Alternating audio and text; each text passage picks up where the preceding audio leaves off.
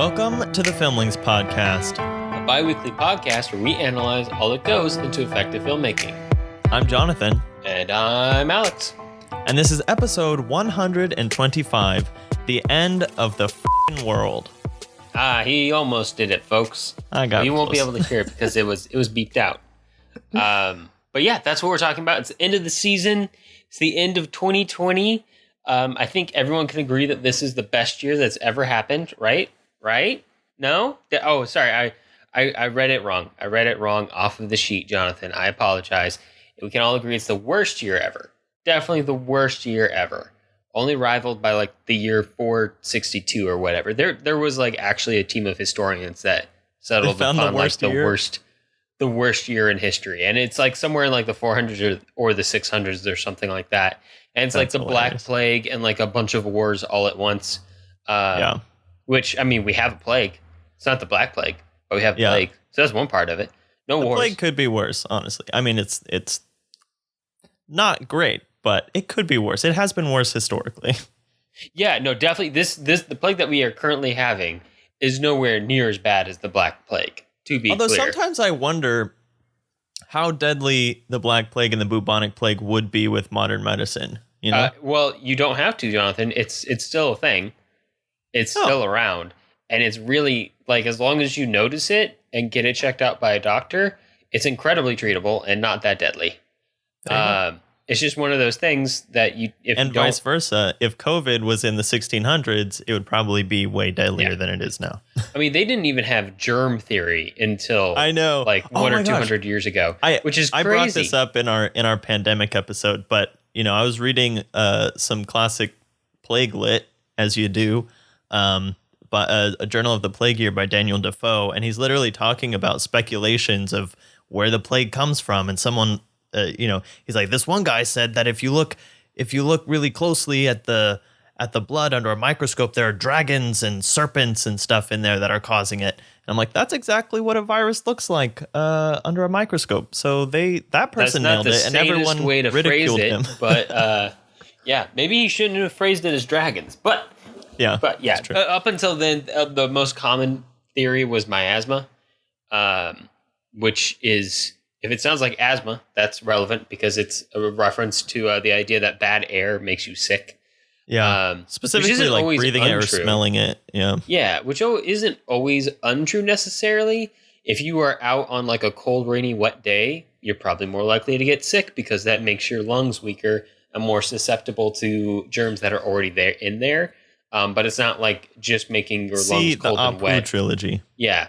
It's not like just making your hair and the air you breathe cold and wet is going to make you sick in and of itself. That's also why people keep opening that damn window in Dracula. Like, if you've ever wondered what that was about, like, it's not like people were like, oh, well, I thought she was uncomfortable. They thought they were trying to let some vampires in. They legitimately thought they were trying to save her life by opening that window to keep the bad air, let the bad air out and let good air in. They're also just letting a deranged undead sex criminal in through the window. But that's neither here nor there, Jonathan, because that's not what we're talking about today. What apocalyptic movies are we talking about today? Yeah, so we are actually starting off with a virus, appropriately. But in general, we're talking about just, apocalyptic movies in which the world as we know it is completely turned upside down or destroyed, and how the characters react to that. And the first one is 28 Days Later from 2002, directed by Danny Boyle and written by Alex Garland, which we'll get into why we're bringing that up specifically. Yeah, we don't always mention writers, but he's mentioned for a reason. And then we'll be watching Children of Men from 2006, directed by Alfonso Cuarón, based on the novel of the same name by P.D. James, written in 1992. And then we will be watching the more recent, I mean, not that any of these are very old, but more recent Mad Max Fury Road from 2015, based on the other Mad Max films. It is the fourth one, but kind of, I don't think they're all sequential.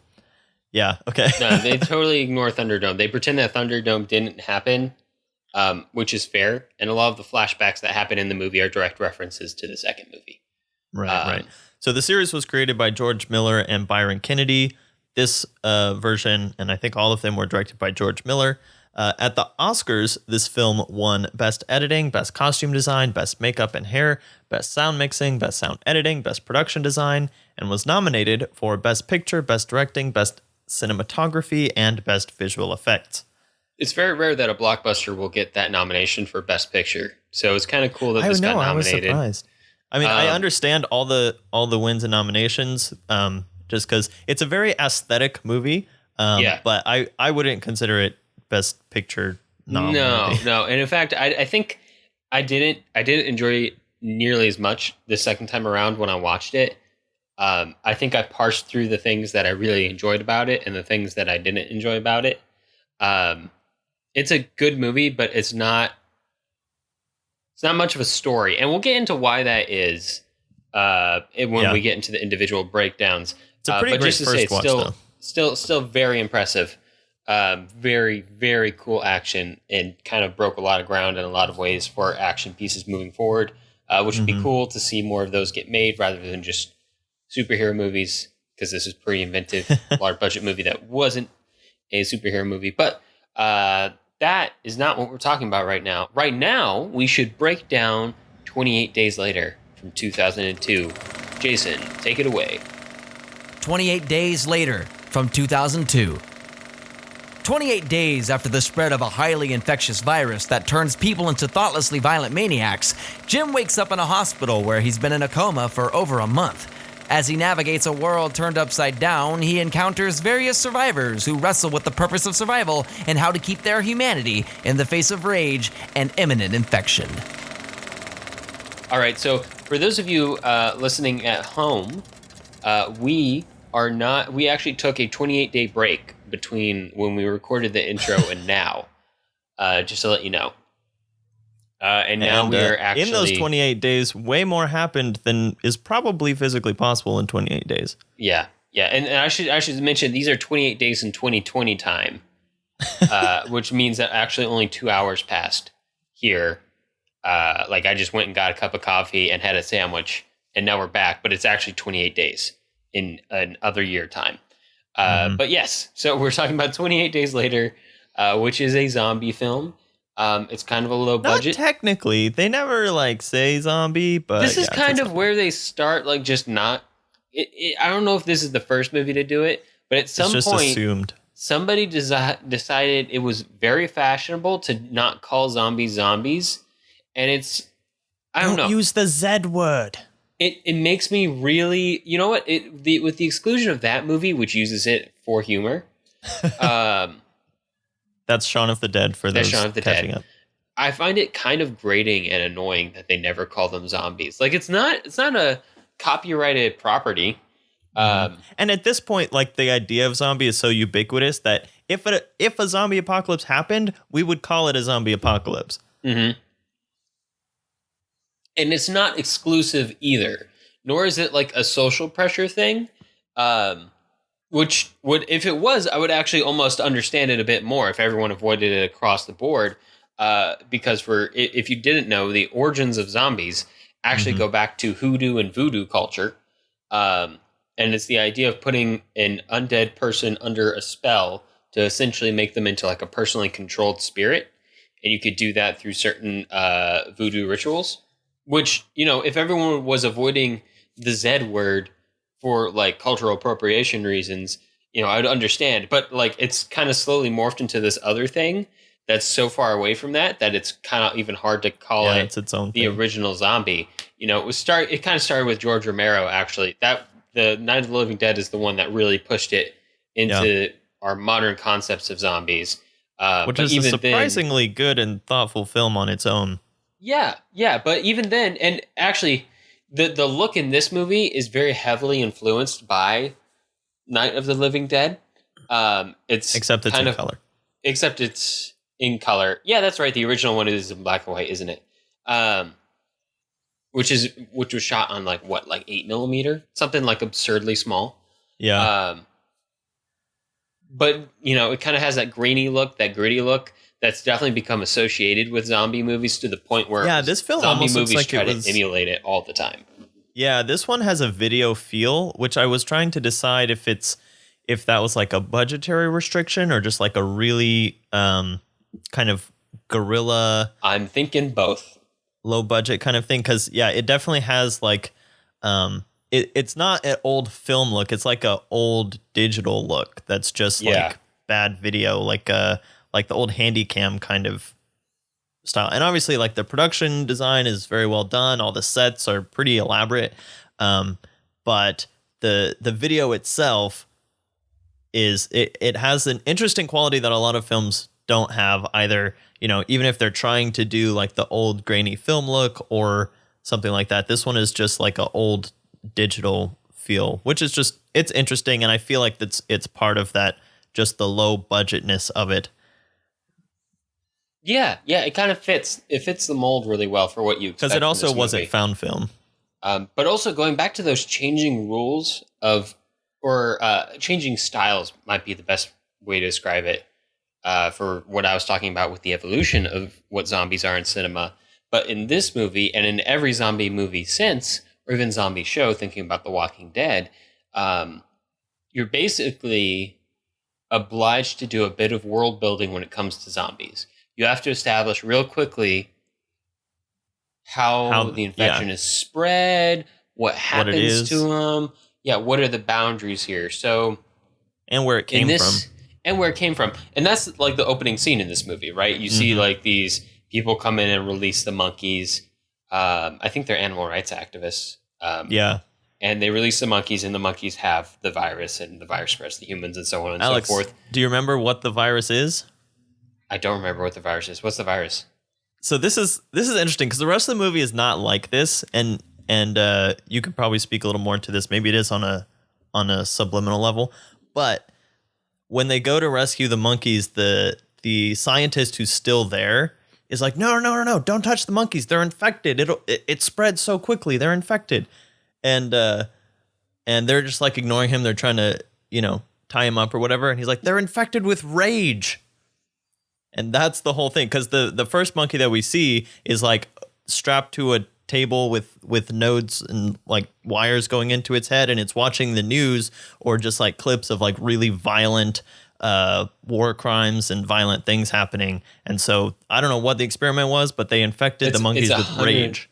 It's 100% a piece of social commentary. There's no way. There's no way it's not, especially knowing Alex Garland's work. Like, and that's probably the next thing to get into is that there is some. There's almost like a Rod Serling kind of angle on this where he does try to bring it to more than a shock value in the film. Yeah. Zombie movies aren't necessarily horror movies. I feel like this one is more of a sci-fi fantasy movie. Like, there's scary parts, don't get me wrong, but it's not focused on suspense or terror or anything like that. It's more about examining the way in which society breaks down. And through that breakdown, it's kind of looking at the effects of a culture that, in the filmmaker's point of view, definitely from what we see in the script, seems to be very violence-oriented, right? And towards the end, it kind of turns that into a question about human nature itself, because... not to get too much into the end yet, but it kind of starts to blur the line between the rage zombies and the humans who have started to leave some of their humanity behind. Yeah, and their bid to survive. And they go to very specific places in this movie to explore that. Like, he very specifically goes to a church.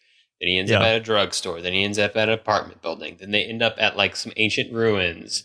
And then they end up out in the country, which is most of the places they end up. But those places aren't castle accidents. Ultimately, or not like a mansion. Essentially. And even going back to the first shot of Cillian Murphy in this film, who's just totally butt-ass naked on a hospital room table.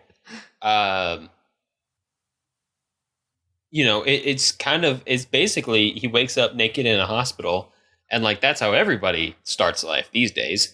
You wake up naked in a hospital. At what point? Did we not come into life butt naked? Well, I mean, I meant in a hospital. That was the point I was really focusing on. It wasn't a coincidence that he woke up naked in a hospital. Which, by the way, if you're like, hey, was that used from this movie in the start of The Walking Dead? The answer is yes. That is a reference to this movie. When Rick starts The Walking Dead by waking up in a hospital after being shot and recovering for so many days.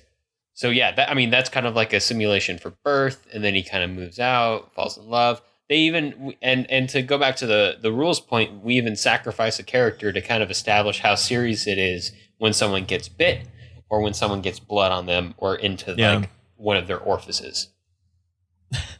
Yeah, and that distinction becomes important later on. But yeah, yes, we have a little bit of a red shirt at the beginning. But then the more primary characters, because it's interesting how it almost slow builds to the point that it's getting to, because that's one of the things that I think is interesting, is that there is this kind of social commentary throughout the film, but I don't feel like it's consistent. I feel like it comes in waves, and it hits different comments at different times. So it goes through the whole family thing with our father-daughter team that we stick around with for most of the film.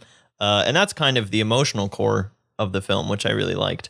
And that also kind of brings up questions of what is our humanity? What is survival for? Because that's part of the question that our two protagonists are asking is, if the world has been destroyed and there's only a handful of people not infected, why are we surviving? Like, what's the point? And so then they start to realize the importance of family until we get to, the really big drama towards the end. Mm-hmm. Mm-hmm. And they even say very pointedly at the beginning that they're only trying to survive. At the start of this, which is something that's said by multiple characters across these films, and is a very reasonable starting position for characters in a post-apocalyptic movie, and that exploration for why do we continue to live, which, to touch on a point that we're probably going to talk about at the end of the podcast, in the overall notes, is one of the reasons why we might find these post-apocalyptic movies so enthralling, because the question of why do we continue on surviving isn't one as prescient in our day-to-day lives when there isn't a constant threat of death by zombie right around the corner. But when you have that pressure on a person, you're constantly asked that question in your day-to-day life, and suddenly you have to answer that somehow in a way that you might be drawn to if you don't live in a zombie-infested world. Which it just might explain the appeal of a movie like this to somebody else, because otherwise you're just seeing like a fantasy version of a really terrible world, which might be interesting, but isn't inherently in and of itself compelling. Yeah. Except to make you feel less bad about your own life, I guess. I don't know. But yeah, let's start to talk about the last act of the film, because there we kind of take that question of why do we survive to its really negative and dark aspect, because towards the end of the film they end up with this group. I guess they're all military technically, but what we come to find out, and kind of getting into spoilers here on this one, but is that they are literally just looking for women, because that's kind of the last thing that they want, that they don't have, is they want women to have them. And so that's what they end up fighting, and that's where things like go downhill really quickly. But that's kind of the other side of why do we survive and how do we survive, and yet if we're physically surviving by reproducing, and yet we have lost all of those other cultural and moral structures that we built that life on, what kind of survival even is that? Yeah, exactly. Although one of the interesting things that I like about the rule set in this movie, Jonathan, and I feel like it doesn't impact the themes and those questions that you were bringing up, is that they do mention multiple times that eventually these enraged infected will starve to death. Like, they don't have unlimited amounts of food. They only know how to essentially hunt to eat. And even if they start eating each other, that'll just lead to them dying faster. So eventually, like, this is essentially a temporary thing. Like, the zombies are not a permanent situation. And the question is there enough of them to wipe out the people who haven't been infected before that point? There is another side. There is an end in sight. So the question is, in what shape will humanity be on the other side? Will it be a deranged, animalistic humanity that, even though they don't have the virus in the blood, they're still infected by quote unquote rage, which is so on the nose. But anyway, and okay.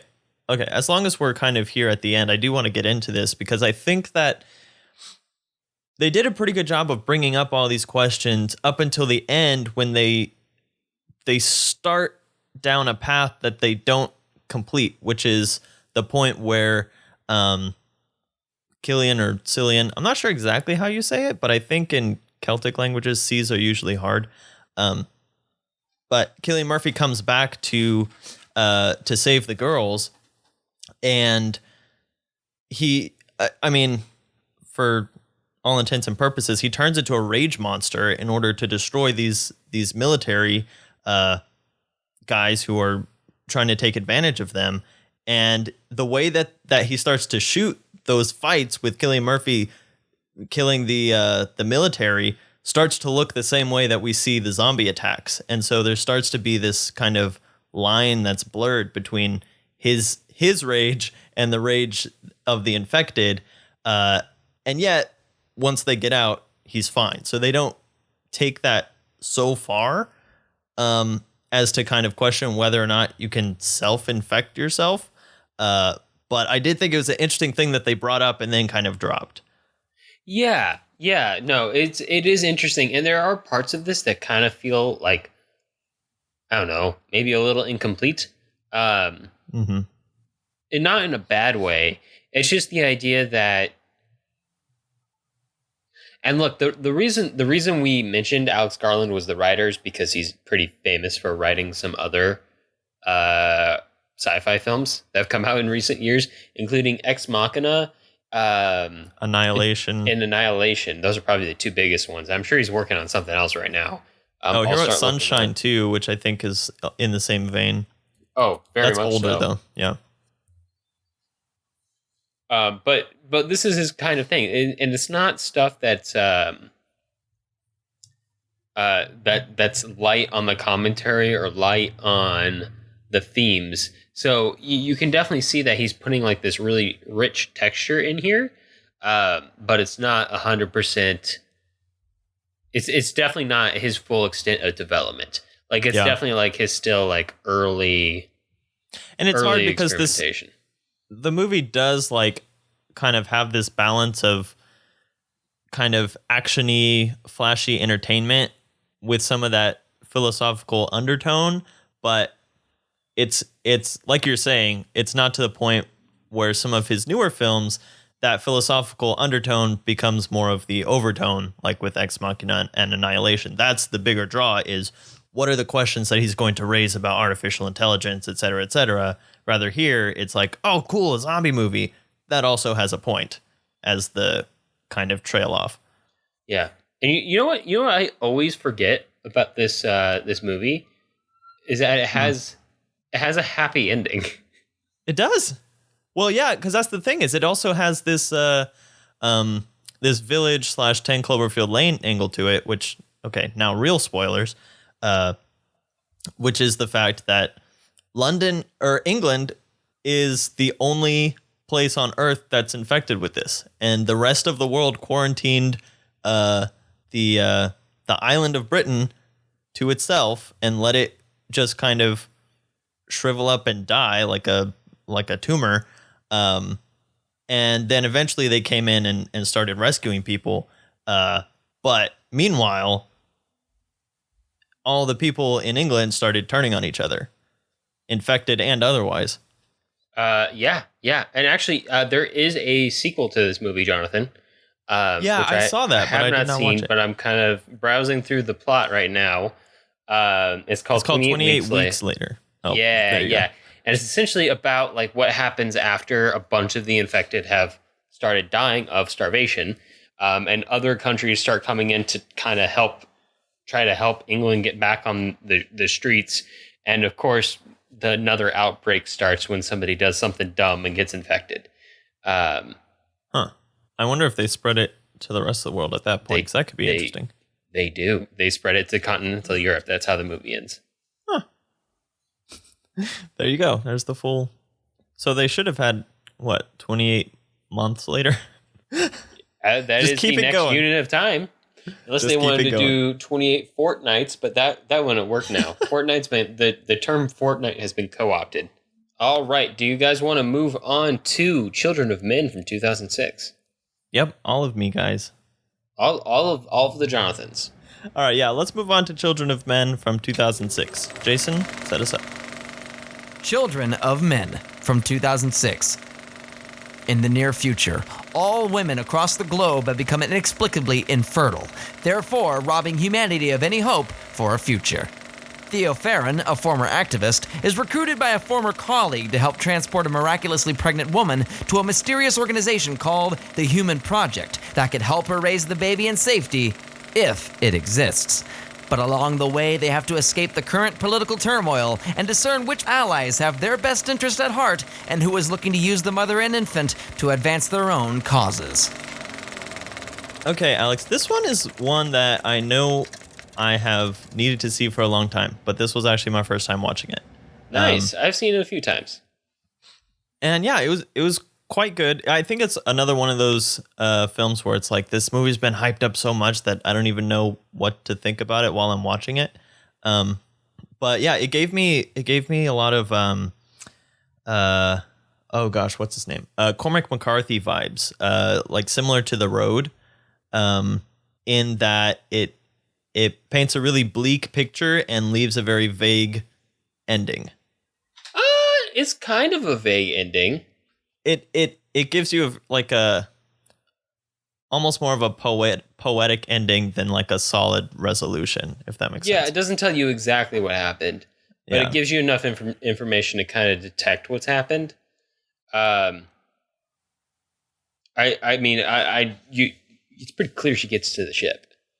Yeah. But I'm just saying, also, like, we don't know anything else about you what's also don't know what there. Happens to our main character, whose name I don't know. Nor do I think it entirely matters what his character is. He's just you could call him Man. You could call him Man, and it would not matter. Yeah, that's true. But yeah, it is a wonderfully themed story. I actually really like that. Mm-hmm. It's one of Cuarón's best works, which is saying something. Because he makes a lot of really good movies. But it's definitely kind of like talking about hope, right? Like that's kind of the big theme here. It's like hope versus despair and how people react to that. And honestly, I think my favorite scene in the whole movie, and the one that I think sticks out to me as like the prime example of what they're getting at over the course of the movie, when the idea of a future's been ripped away from you, which is what a lot of post-apocalyptic movies are about. But this one's more like insidious. It's like it's not that the world's really fallen apart so much as that the world hasn't seen. There are no more children, so there's no more future now. Yeah, and that messes with people. There's no hope for change or anything better, so they just all kind of like give up and wreck everything. And somehow England, unlike the reverse of 28 Days Later, England's like the only one that's still clinging on to some sort sense of order. But anyway, back to my favorite scene, the one where they have the baby and everyone starts seeing the baby, both the rebels and the and the soldiers, and everyone stops fighting as they see the baby. They all just stop and see that, oh, there is a future, and it stops everything, all the badness, all of the despair, all of the acting out of depression and disillusion just vanishes in a heartbeat. And then, of course, someone shoots a rocket and it's back to it. But That scene kind of sums up what's going on here for me. And I don't even see the true villain as being the government, although they're real bad in this movie. The most insidious people are the ones who know about the baby and are seeking to use it for their own ends. Yeah, right. In a really, that's really duplicitous, because that ends up being a scene of just straight up betrayal. Because they're acting like they're helping her, but really they have a very clear agenda behind the whole thing. And that's like, there's so much kind of going on behind the scenes. Again, it's a very kind of implicit movie where there's a lot of things going on that aren't ever completely explained. But there's a lot of like, there's a really good job of implication here. Yeah. Yeah. They never give you like a great big overview of like, this is when the last baby was born. Although that is mentioned in the movie. They actually do. Yeah. They do. But no, it's not like a narrator comes on and tells you exactly what happened. Mm-hmm. And explains everything. You just kind of piece it together. Or even like one of my favorite bits, and this happens multiple times over the course of the movie, is when people realize there's a baby, and then they're like, is it a boy? They always ask if it's a boy, and then he always tells them it's a girl, and you just see the look on their face when they realize what that means. Because obviously that means there's another, after this woman has a baby, there's another woman who's capable of having a baby. That's, that's just extended the lifespan of the human race by twice over. But I mean, again, they don't even like get into, they don't go into, well, because of this, the human race only has so many years before all the people who, are alive are gone or anything like that. It's all just kind of, once we get to, as much as I hate to say that, like, the baby is the MacGuffin, the baby is kind of the MacGuffin. Oh, the baby's 100% the MacGuffin. Yeah, it's a very thematically resonant MacGuffin. Yeah. Like you can have a MacGuffin all you want. It just has to it just has to be thematically relevant to not be totally like, just like silly or stupid.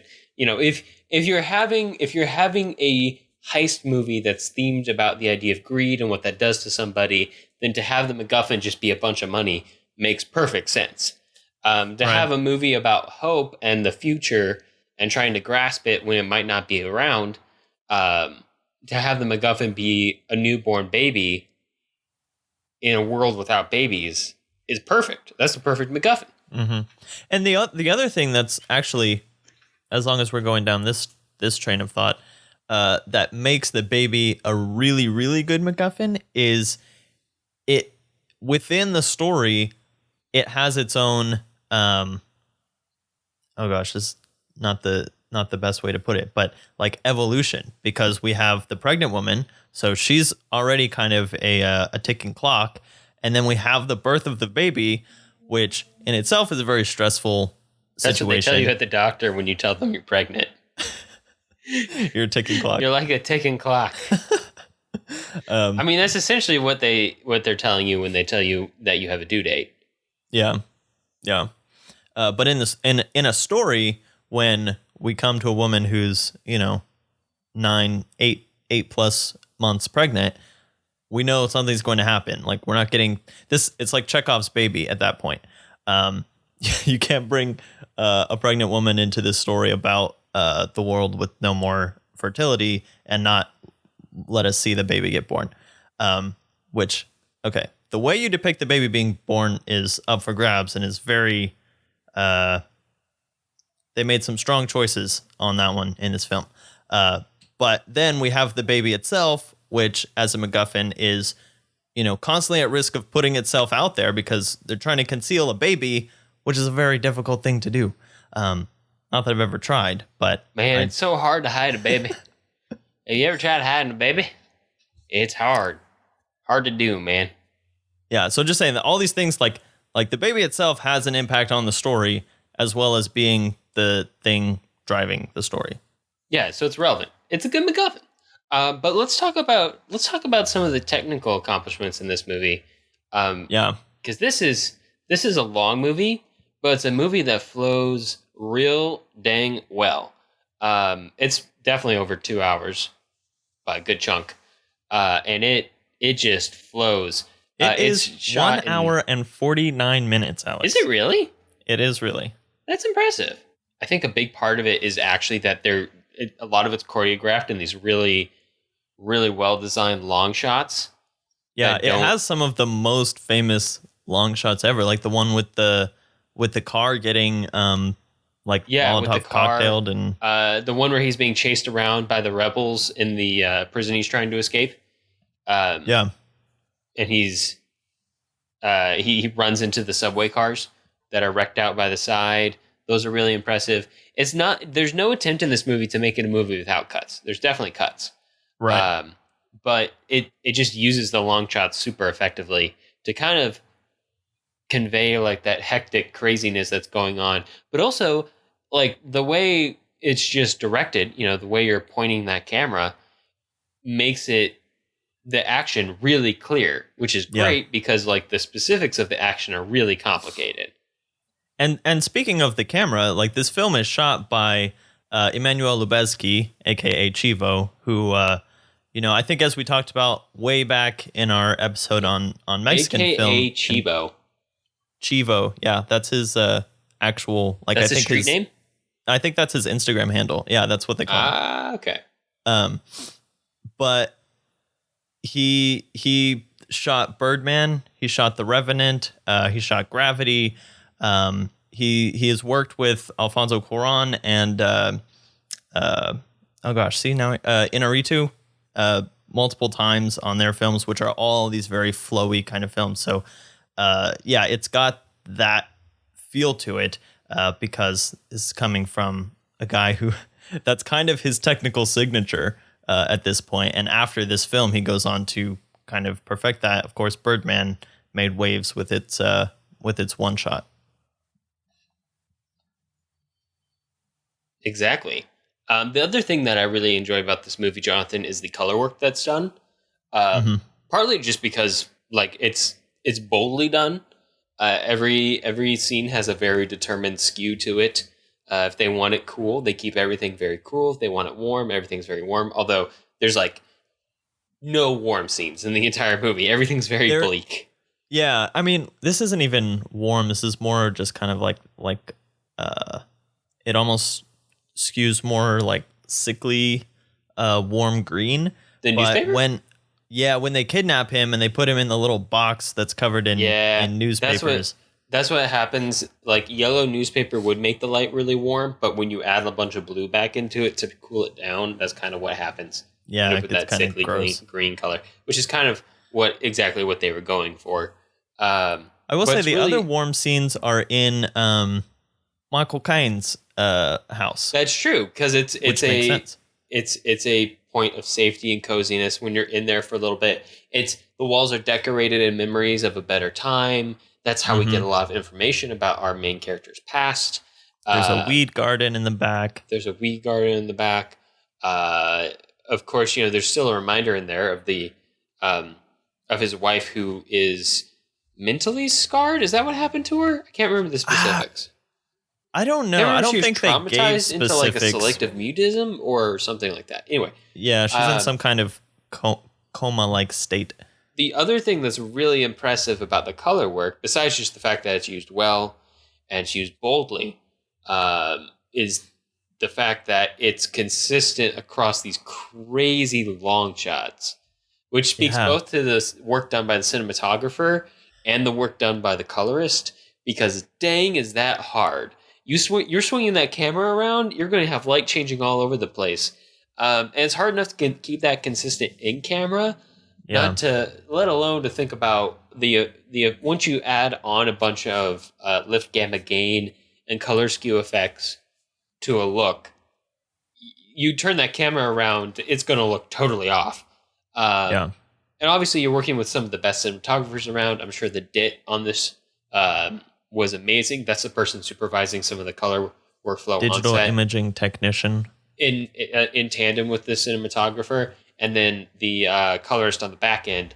Obviously, the teamwork between them paid off because they incorporated it into how they shot and they made it work. And dang, did it pay off. Because the color's consistent and it's just beautiful across these crazy long shots. I do want to bring up, because I think I might have forgot to say the Oscar noms for this film at the top, but you did. This was nominated for best adapted screenplay, best cinematography, and best film editing. So that goes into all the things that we're talking about. Like these are top notch here. I kind of want to talk about, because I think it's interesting. One of the things that I kind of stood out to me just as like a first time watch. I know most of the film is kind of in this actiony kind of cat and mouse sequence that starts after we find the woman and we have to protect the baby and get away from the political activists, and we have to get away from the military and all that stuff. But before that, when we're just kind of seeing Theo's life in the post-apocalypse, I thought that was really interesting because it has this almost like a classic dystopian kind of sense to it. It wasn't like over the top. It was like people still trying to live their lives, but clearly like there's just despair and depression everywhere. There's no reason for most normal everyday activities to stop. Yeah. So there's kind of like, and there's like this dissonance because it's like, well, the human race is doomed, but also like our day-to-day lives aren't. Yeah. We still have our lifespans. Yeah. Yeah. And it's this weird dissonance that you see in most of the characters, and you see it create like these weird reactions, like this kind of like just hangdog exhaustion on our main character. You see it in the rebels, how they react to things, and the government and like this authoritarian anger. And you see it in the society too. Like it's torn in multiple directions. Do we go on? Is there a point in going on? And it's not something you normally have to think about, which again is one of the reasons why a post-apocalyptic fantasy is so interesting to people who don't live in a post-apocalypse. Although we do live in 2020, kind of close. Yeah, and then we kind of, we go through our whole chase where we're trying to protect the future, right? Essentially, like we were talking about with the baby, and the thematic resonance of that is protecting the future. And then again, just to kind of get into a little bit of spoilers, but ultimately, they reach this ship that's going to take them away, and the ship is called the Tomorrow, so that's significant, clearly, a little bit on the nose, but it works. But I think that the vaguity that I was referring to earlier is the idea that the world building is so implicit that I think it's done really well for a lot of things, like the quietus drug that's literally just a I don't know if it's government issued or what, but like everyone seems to have a case of this drug that just euthanizes people. And but the thing that they are really vague about is the Human Project. What was your take on the Human Project? It was vague, but it kind of needed to be vague, which makes sense to me. It was kind of just a stand-in for like an appeal to humanity. For some reason, from the second they say it and from the way everyone acts about it, you just know that it's something good. But it's also, you know what it kind of sounds like to me? The, you know how everyone in zombie movies is always talking about a safe zone? Like, if we can just get to Montana, we'll be in the safe zone. It's like that. It's like, you know exactly what it is. You don't need the details on it. You just know it's something good and it's a hope. It might be a false hope. And it remains a false hope for the early part of the movie until it's revealed that this woman is pregnant. I'm sorry, I remember nobody's name from this movie, and I'm not gonna. I apologize. But it in a lot of ways, I like that they called it the Human Project, just because it sounds like you're striving for not necessarily humankind, but for the essence of humanity. Yeah. And like the positive sides of humanity, right? Like the capacity to be kind, or generous, all of which seem to have evaporated up in this desperate, despairing world. Yeah, I think it's interesting that you say that, it's a hope. It's potentially a false hope, because what they're doing is they're trying to get to the human project, but there's a lot of like cloak and dagger involved with it. Like they talk to someone who talks to someone who talks to someone who talks to someone who talks to us. And so that's the information that we're going off of. So it's like really tenuous. And every time they bring it up, they're like, we've got the baby, we're getting her to the human project. Does the human project exist? I sure hope so. But as you said it that way, which makes sense, I realized that that's an element in all three of these films. Is there is that safe zone, or that one thing of hope that may not be real. It may, turn out to just be false. I mean, in 28 Days Later, getting to the military post where the call was coming from turned out to be a freaking Venus flytrap, and that kind of thing. So I think that is a really interesting element that is very common in these post-apocalyptic type of films.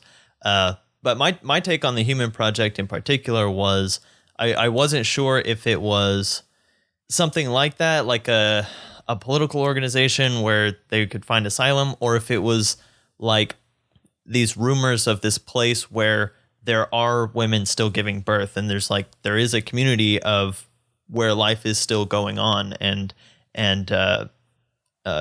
procreation is still happening. But again, it's so vague that you can't really say one way or the other what it is. Exactly.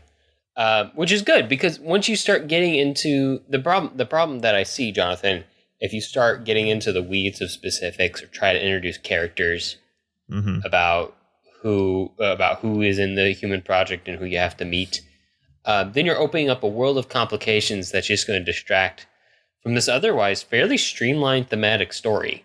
Like there's really not that many characters in this movie. Like there's a lot of extras, sure. But there's not that many characters. There's not that many players. A lot happens, but it's fairly streamlined. It's fairly quick. And it's about as complicated as it needs to be, and not a smidge more. And that's good. That's good. That's what you want. It's very thematic in a distilled fashion, so that you can get to those themes without being hit over the head with them, but at the same time, so that you're not drowning in like this sea of ambiguity. Yeah, and just as a matter of speculation, because I don't know enough about the source material, but since this is the only one that we're talking about that's based on a book, I wonder how much clearer the book is, or if these are editorial decisions made by Alfonso Cuarón to kind of leave some of that vaguity in there and make that more an element of the film. Because obviously you have to make those decisions anyway when you're adapting a novel, but I don't know if that mysterious element is part of the novel, or if the novel did take more time to build out that world and some of those questions. Exactly. And it's the kind of thing that you have space in a novel to do. You can fill out and have that complexity. And you can have stuff in a novel you can have pages and pages of just description of like the human project, just because that's interesting to see. Yeah. But, in a movie, especially an hour and a 49-minute movie, that's this streamlined action, you can't waste a single gosh darn moment. Can't waste anything.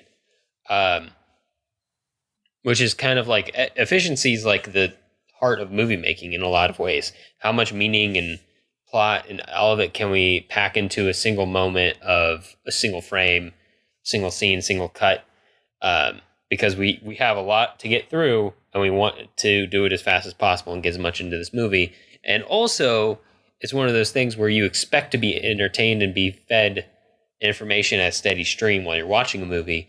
If you slow it down at all and just have empty space, sometimes you can bore the audience, and that's never good as well.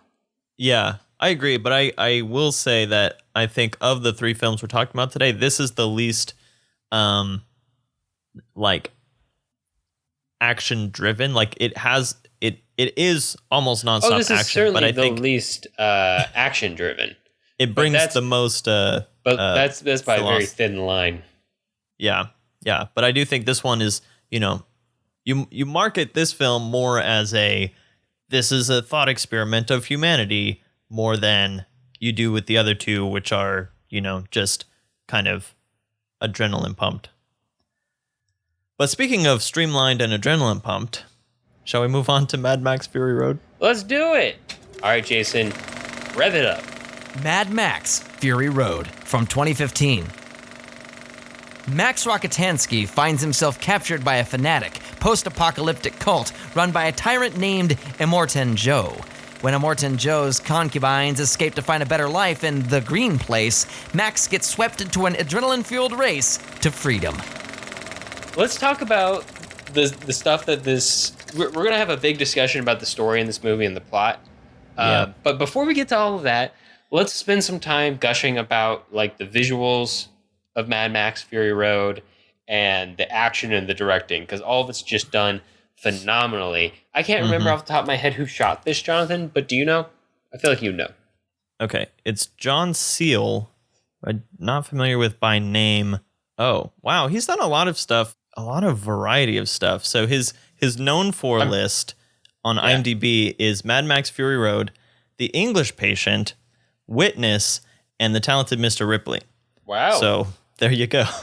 That's interesting, especially because I believe this one was actually shot digitally. Oh, definitely. Yeah, definitely. And they did a lot of really cool work on it. Obviously, the camera work itself is just really impressive. Let's talk about that, because the big buzz in some of the filmmaking YouTube and like American Cinematographer and stuff, the big thing about the cinematography in Mad Max Fury Road is because this is such a fast-paced movie. I mean, it's insane. When the action sequences start, it's insane how much is crammed in there visually. But there's just a billion angles for every scene, because there's so much going on. There's like you have the inside of the car, the outside of the car, different seats within the car. You've got the outside of the car, people climbing under cars and over cars. Cars blowing up and flipping over, racing, and hitting crazy other cars. Action happening, and everything's just crystal clear. Like everything's covered, and the direction that everything is shot at, and then editing together. So big props to the editing team, because this more than almost any other movie that I've seen win Best Editing, this movie really deserved Best Editing. Yeah, because it's just crystal clear. You know exactly what's going on at all times.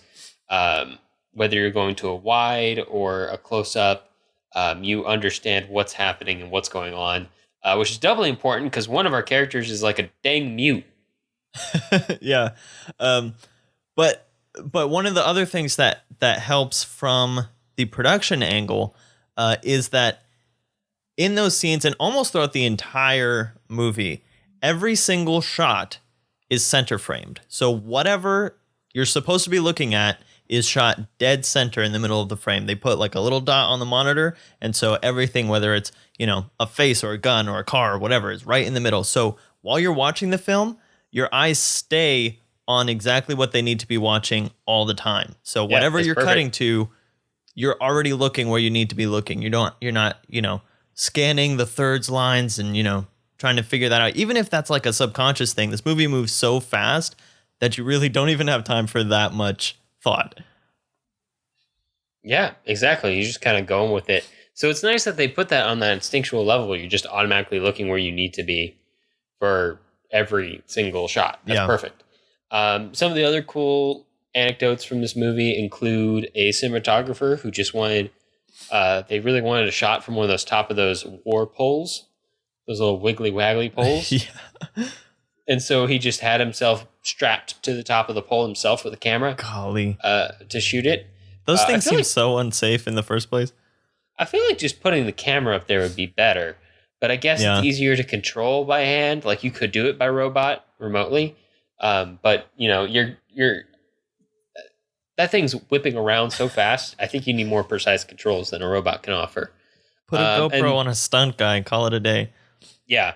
The other thing that I really enjoy about this movie is, from a cinematography standpoint, is the way the day for nights were shot in this movie, which I know because it was one of the few issues of the ASC magazine that I actually read for my subscription.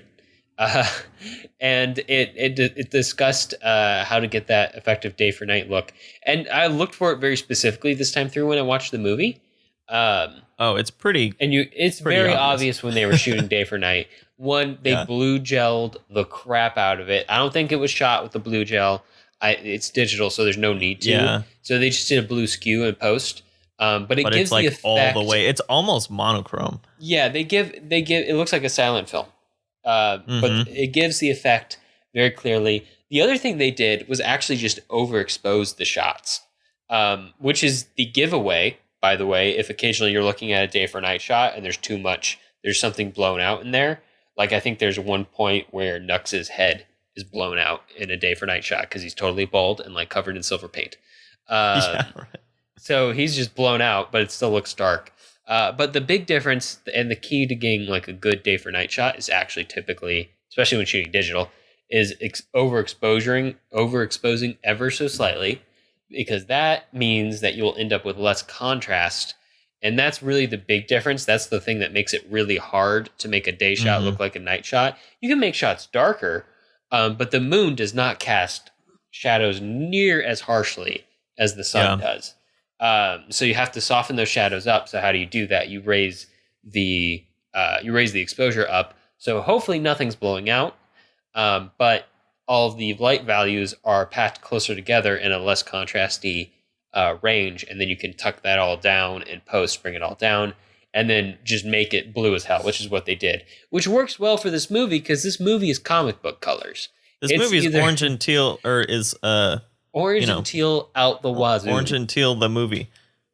It's super, super skewed, even more so than Children of Man, very clearly. But also, this is very clearly like a fantasy post-apocalyptic world. This is a comic book. Basically, this is probably the most fantasy out of all three of the ones we've watched. I mean, obviously, any apocalypse movie is fantasy, but which is this crazy one is like, considering how the Mad Max series started. Which I don't know if you've seen the original Mad Max, Jonathan. I haven't yet. You know how like Godzilla goes right off the freaking rails like after in movie certain 3. times, but even though it's a fantasy series, like the first one is like solid, really deep and meaningful, and like should be in the Criterion Collection. Like the same deal with Mad Max. Like the first one's much more artsy, and thematic, and then it just goes wild after that. It was originally like a Australian series that was done by George Miller, essentially as like an indie production, and then it got popular, so they did it in the U.S. In the 80s. And there's nothing that says U.S. 80s put the stamp on this than Mad Max Thunderdome. Oh gosh. Yeah, this one was much more like the second one, Thunder Road. No, it's not Thunder Road. What's the second one? It might be Thunder Road. No, it's The Road Warrior. The Road Warrior, that's it. Yeah, where Max stumbles into someone else's problem and then solves it, which is what this movie basically is. Let's talk about the world, Jonathan, because the world is definitely a very constructed one. It's pretty interesting. It does require quite a bit. Basic. It's very simple and put forward. And it's definitely into that fantasy realm, where, you know, like, we're the war boys. Like once you start calling factions, like something you're into the fantasy world. You get the idea that there's a king. There's a king. There's his army, like there's his zombie general army, and then all the plebeians. Yeah, exactly. And that's kind of where it stops. Like he's got his other and friends, then the concubines, like which are very, very important. The costume design is really neat. Like it tells me a lot more about a lot of the characters than anything else. Like his two lieutenants who help him chase down like the bullet guy and that other dude with the swollen feet and the nose. Like their characterization is like entirely through their costumes, and that's it. They're also like they're hardly introduced. Like the bullet guy comes out of nowhere all of a sudden. But then he's also gone just as quickly. So yeah, they're just there to look cool. But a lot of this is just really kind of simple spectacle. The design of the world is really cool, and I think it's what makes the world work. Because without good design, this world is kind of silly. You kind of have to see it to believe it. Which is the case with a lot of fantasy. Yeah, if you don't, you got to sell it right. Yeah, especially with fantasy like this. This is very visual oriented fantasy. Like, I don't think if you were to write like a prose novel about this kind of fantasy, it would sound way dumber. And they drove through the desert still more. I mean, you could write that scene and make it pretty exciting, but like I think there's the War Boys chant where they're like praying for Valhalla. And it's like you clearly just ripped words from the pre-apocalyptic world and put them into a chant. It's also really interesting that they chose like Valhalla because there wasn't they're in Australia, like but as we're about to get into, like, this film doesn't have like a ton of depth, so like there are certain like throws in there of like artistic allusions, like the way that we are introduced to the concubines when Mad Max finds them is, it's almost this kind of like Greek goddess type of deal. And then the same thing with the Valhalla and this mythology that's just, again, touched upon but never really delved into. And it does require a bunch of suspension of disbelief, Jonathan, because here's the thing.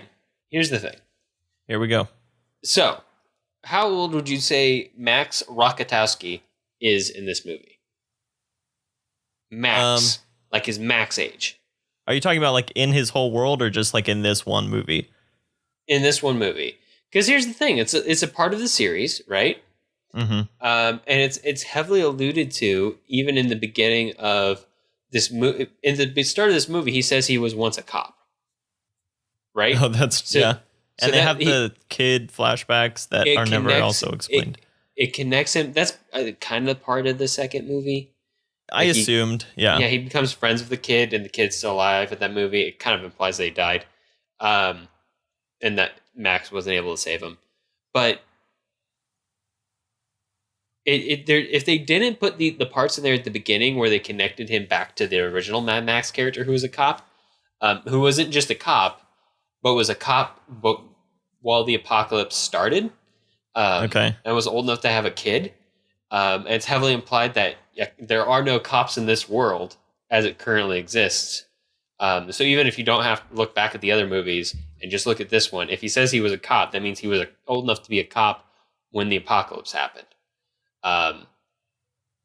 Which means that most of the people in the movie were alive in some way, shape, or form and old enough to understand what happened when the apocalypse happened.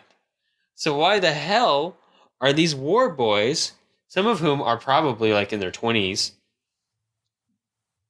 so like into this cult? Like, I get cults are really convincing, but like they fell into this crazy cult and religion real freaking fast. I will say, again, like the timeline is kind of iffy, but part of the point of this whole regime is that Immortan Joe is literally spawning these kids to be part of his army. And so I don't know if that plays into it. Like, they were literally born into this. But that's kind of a big deal that, he's rearing up children in order to take over and become warlords of their own. Exactly. But like the max number of years he could have been doing that is like maybe 20, which is crazy. Anyway, the point being that if you try to look at this world with any amount of logic in it, it kind of starts to fall apart. It's not a movie. I don't think it's a movie that's meant to be thought about very much. It's just meant to be watched and enjoyed. Mm-hmm. And from that perspective, like, it achieves what it wants to set out and do. But from the thinking perspective, it doesn't hang on there. Like if you look at the world of 28 Days Later, it's explained, and it's explainable because it happens in a fairly short period of time. Mm-hmm. They set up very clear relative rules. To the present. Yeah, they set up very clear rules about how that world works. In Children of Men, you know enough information to get you through the story, but they don't spend much time outside of that going into depths and details about how things work. In Mad Max Fury Road, you just kind of get like a list of cool stuff that could happen in a fantasy world. Mm-hmm. Which I don't think is necessarily a bad thing. It's just to point out that it's different than the other two movies that we looked at. Right, but and what I will say though is that the very few times that it does try to do, some kind of commentary, like I don't even know if it's commentary, but it makes it not very effective, or at least not the focus. Because a big part of the film is these women who are trying to liberate themselves from this oppressive regime, trying to not become these quote unquote breeders, to have children for the king guy. And so they're running away, which is cool and all, but like that, the feminism or like liberation part of it is never really like the point. The point of it is the cool cars chasing each other through the desert. Yeah, exactly. And there's other things that kind of fall apart. Like there's the defective war boy who, again, we're never really told exactly how the brainwashing comes about. So it's probably standard cult tactics. Yeah. And the other kind of thematic element is, again, like we see with all of these apocalyptic films, there's this element of survival that Mad Max comes in, and he's just like hardened to the core. He's going to leave anyone behind who's not helping him survive at that exact moment. And then he has to, develop this amount of loyalty to them.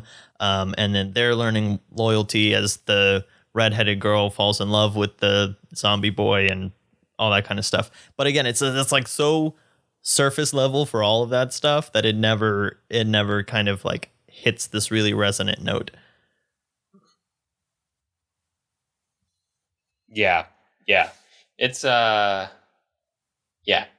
Anyway, that's the world. Let's talk about the story itself. Let's talk about the story, because it needs to be talked about. The story is real simple. And it kind of They're back again, a Mad Max tale. Basically, that's it.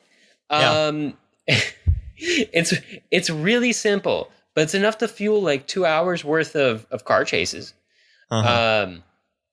But I assume this will be part of the summary. But I mean, we start running away from this oppressive regime to the safe zone, as we've been talking about. It turns out there's no safe zone. Safe zone is gone, so we turn around. Juke the bad guy and head back. Yeah, we go straight back through all the bad guys. So it's really it's running away, turning around, and then kind of going into obstacles that we were just trying to avoid, and trying to survive them. It's like when your dog gets bored of going the same direction around the block day after day. So you just run them around it backwards, and suddenly they're like, "What are these smells? They're in a different order." If you don't believe me, you don't have a dog. But that's how they do. So that's the story. Very simple. Max is in the story. It's definitely not his story. He just kind of shows up. He like gives like a voiceover about how he's just here to survive. His backstory is completely inconsequential, except that it keeps him from getting killed one time. I almost wish that they took the flashbacks out, because like they don't matter. They don't do anything. Like, it's never talked about. It's just like a hiccup of his. Like it's I guess a flaw. Yeah. I guess maybe he feels guilty about not saving this kid, so that's why he's going to help save these girls. But again, I feel like some of this is like that. It's that branding thing that we see with so many franchises, where it's like, this could be its own movie, but if we put Mad Max on it and throw in just enough references to the other films, we can get a little more people to pay attention. Yeah. So here's the question, Jonathan. Does Max Rockatowski, because that's his name, have an arc in this movie? Yes. Okay, what is that arc?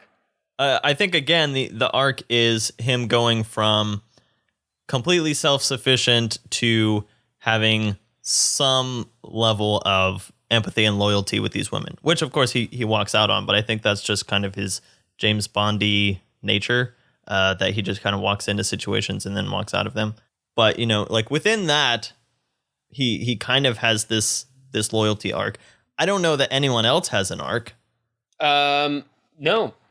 Well, actually, no. I'm gonna walk you down a road. So Max has an arc, but it's a very small arc, and it's definitely not enough of an arc to carry the movie or call him the protagonist, right? Like his arc kind of resolves itself by the time they reach the not really safe zone, right? Yeah, like and it also feels like it's just a return. What those voiceovers do is they show us that he did have some loyalties and he was burned, and then he just kind of gets back to it. So it's kind of a net zero.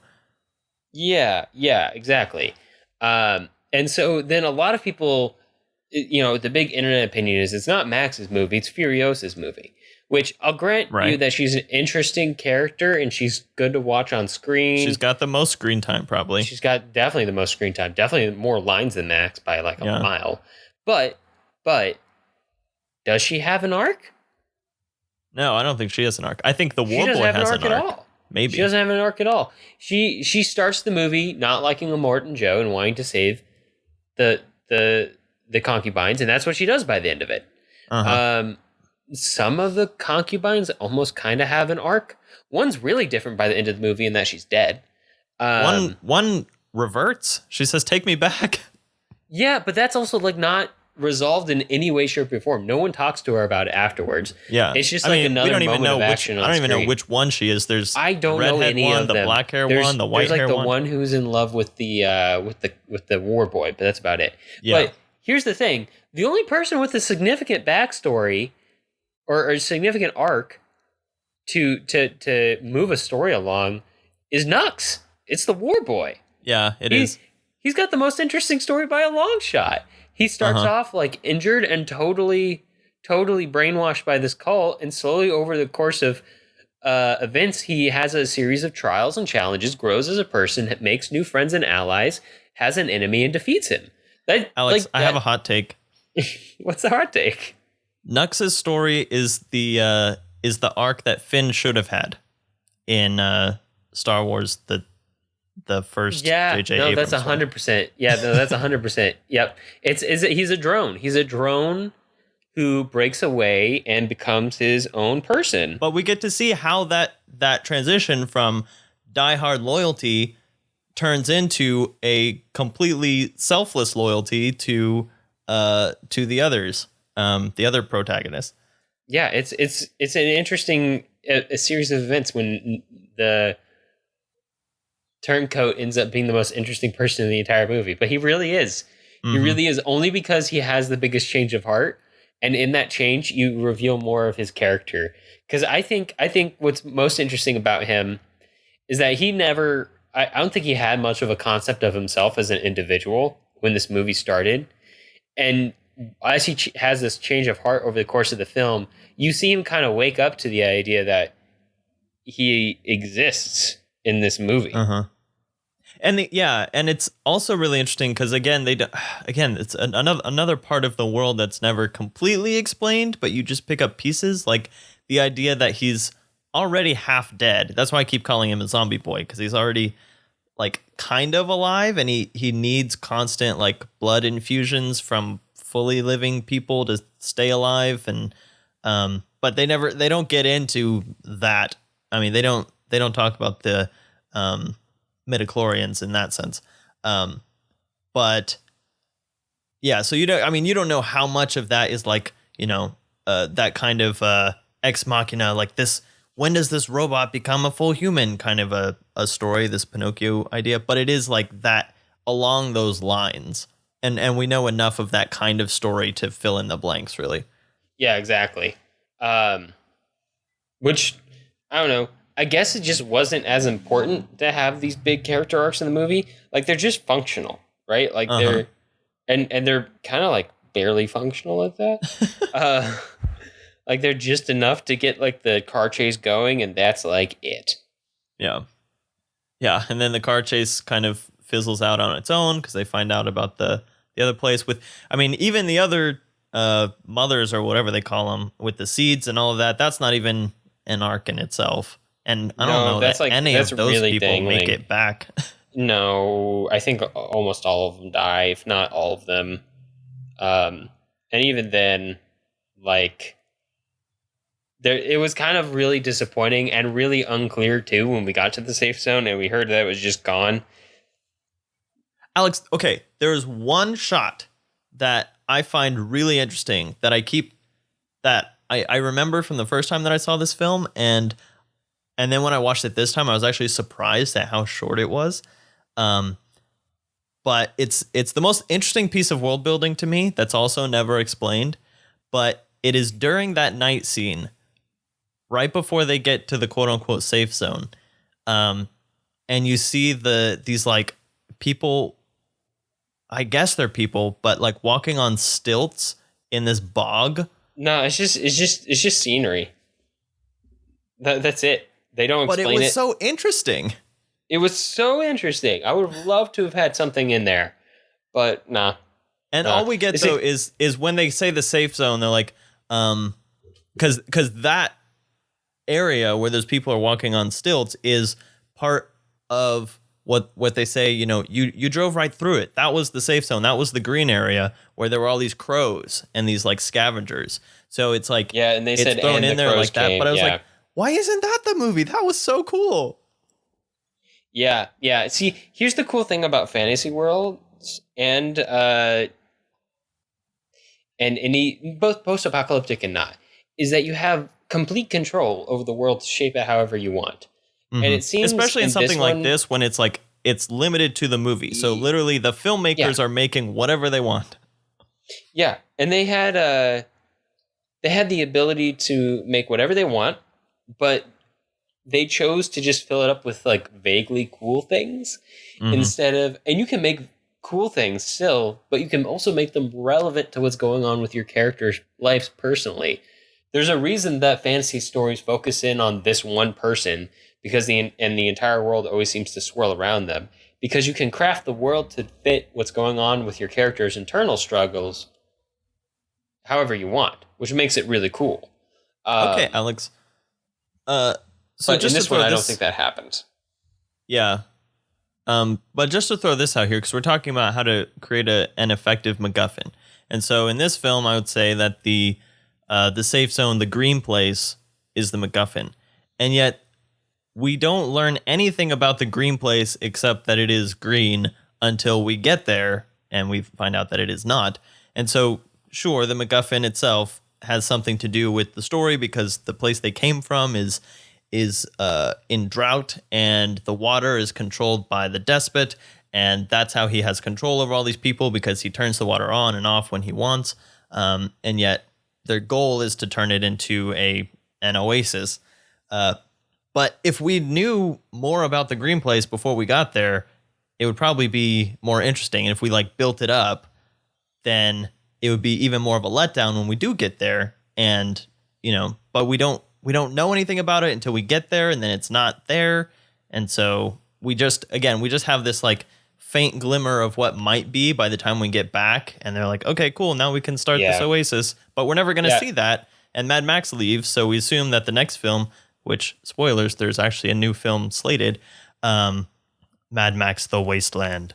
But that one's not going to take place in this place, so it doesn't matter at all. Yeah.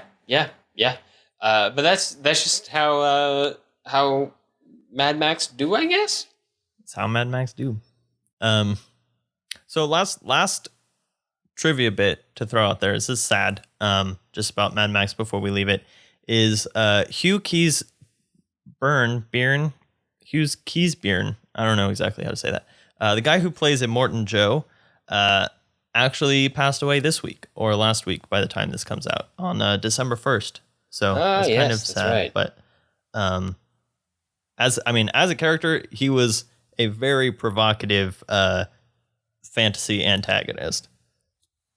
Yeah, no, he was an interesting antagonist, but more of in a figurehead kind of way in this particular movie. Yeah, like but yeah. And in that sense, like, he kind of existed to be an imposing visual, which he was that. But with that, shall we move on into overall and talk about the apocalypse? Yeah, let's wrap this up. 3 iterations. All right, so as we kind of mentioned before, this is essentially like a very dark version of fantasy, is what we're getting, and we're talking about post-apocalyptic movies. It's essentially a subgenre, which means we've done like a lot of subgenre this year. But it's interesting because it toes a line between like fantasy and dystopia, because it's not there's dystopian elements. I would say dystopia is kind of part of fantasy. Well, maybe we should stop using the word fantasy. Let's use the parent term. Speculative fiction. Okay. That's the parent term. That's the all fantasy is speculative fiction, but not all speculative fiction is essentially fantasy. Right. So something more like Mad Max you could call fantasy. Something more like 28 Days Later you could call speculative fiction. Mm-hmm. Okay, yeah, I give you that. And yeah, speculative fiction, yeah, not having to be fantasy in that it could also be, like hard sci-fi or that kind of thing. Yeah, sci-fi also fits into the same category. Right. But I'm just thinking like I guess more in like a classical form of dystopia, if you're thinking George Orwell or oh gosh, why am I blanking? Huxley, those are more of like, I guess almost like political dystopia, but it's the same kind of track that modern YA has gone, which YA is almost synonymous with dystopia at this point. So I think it's interesting because these don't really follow that direction, except for maybe Children of Men has some of those political dystopia elements to it. And I guess Mad Max in like a really extreme form of totalitarianism, and also, but put in a different world completely. So, but yeah, it kind of treads this line that they all have in common with each other, but it's kind of distinct from those other genres that we were talking about.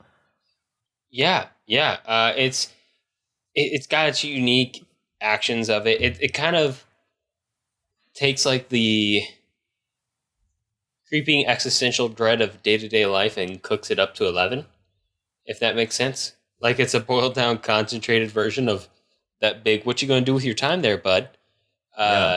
question that I think everyone relates to in some way, shape, or form, especially when the limit on your time is more prescient than it otherwise would be, which I think is connects to the reason of why anyone would want to watch something that's so inherently dark. Especially because so many of these post-apocalyptic movies you would think would hew closer to that horror line, especially the zombie ones, but they just kind of don't.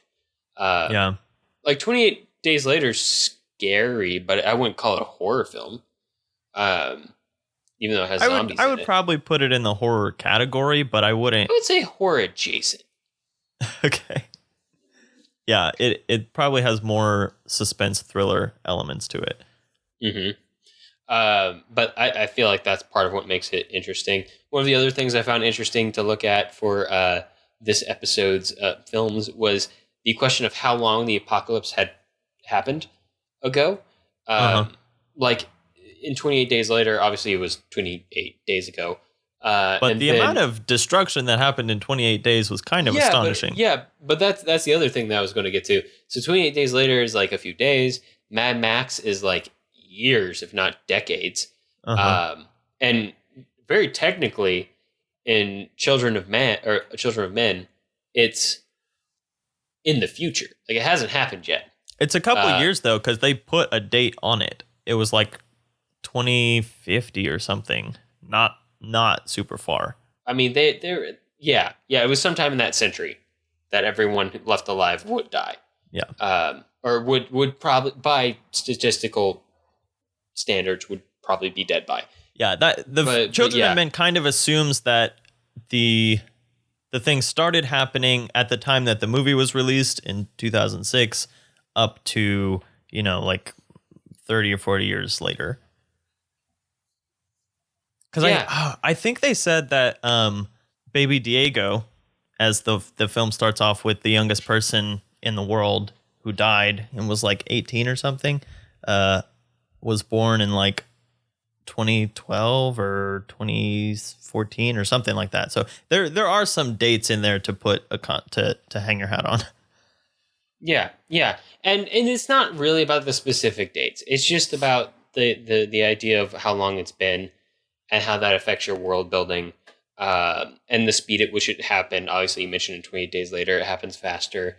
All that is to say, like, that's one of the things that kind of makes you realize that this is very much a constructed world, and the people writing it have a lot of control over what goes on in it, inside of it, and how people act inside of it, and essentially setting up different tones and themes to guide their story where they want it to go. And in a situation like Children of Men, you have the ability to control the world to such an extent that, and the skill with it, that you can make it sing the way you want it to, make it reinforce your theme rather than kind of shove world building to the side to just have an action-packed chase, which you can also do if that's what you want to do and you have the money to do it. Good for you. Yeah.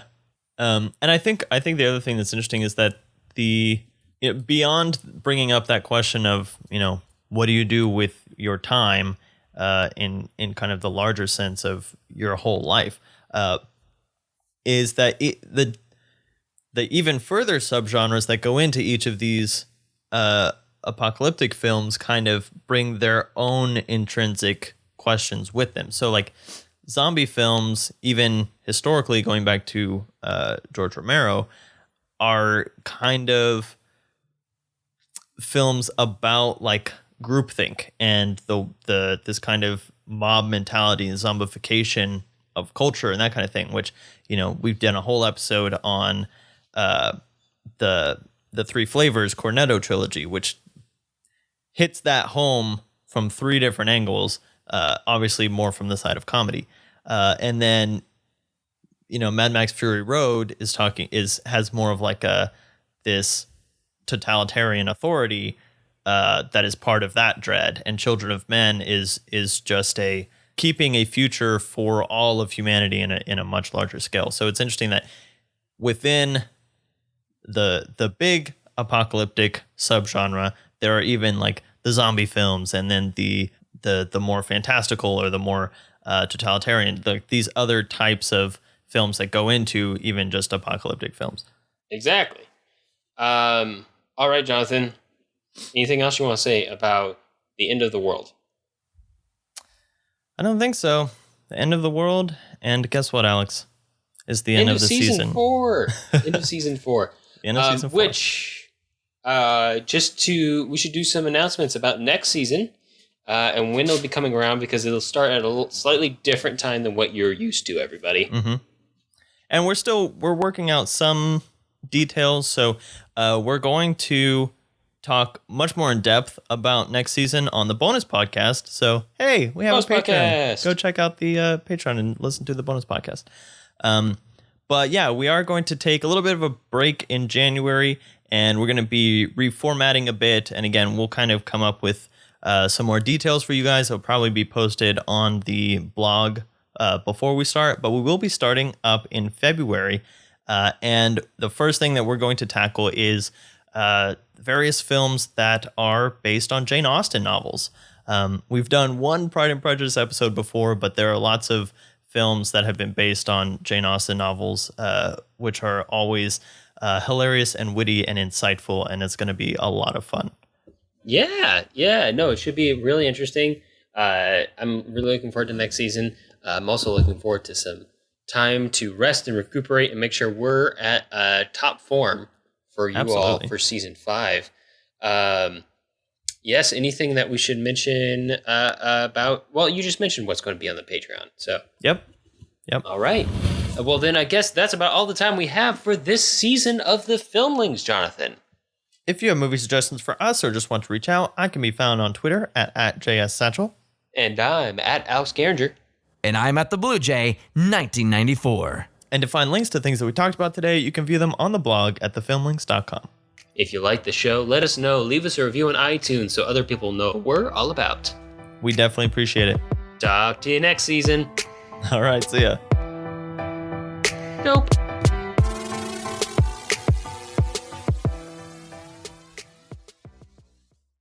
Welcome to the Filmlings podcast.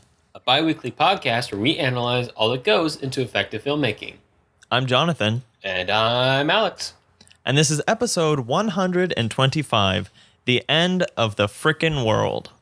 He almost did it, folks. You won't be able to hear it because it was beeped out. I tried to use Fortnite unironically a couple weeks ago, and I got laughed down, so... Man, who are you saying Fortnite to? Some people that I meet with fortnightly. You should just have, like, really nice... Like give people like some like home fresh baked cookies like once every fortnight, but the deal is they can only get them if they say Fortnite in return. Here are your Fortnite cookies. Thank you for my fortnightly cookies. All 28 Jonathans. That's a secret that you didn't know about. There's actually 29 hosts of this podcast. There's one Alex and there's 29 Jonathans, and they all speak in perfect. They all speak in perfect unison.